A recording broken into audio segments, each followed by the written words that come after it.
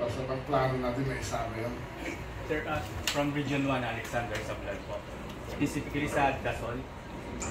Baka pwede po ma-support kami ng complete indoor farming facilities. Kasi po, yung bagyo, siyempre hindi naman natin na napipigil yan eh.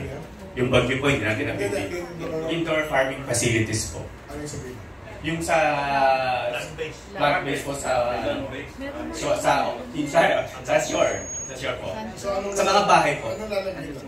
Para kung ano siya, katulad po sa yung nasa lupa po namin, sa Laminos, with aerator po and water pump from the sea. Para sa seaweed? Opo, para po ma-mitigate po yung losses with may bagyo. Kasi pag may bagyo siya, lalo na po sa Pangasinan. Sa lugar na may bagyo? Sabi ko, sabi ko sa Pangasinan, sa Dasol. So, bigyan mo, pwede mo bigyan ng design or yes, sir. Para ma-incorporate natin.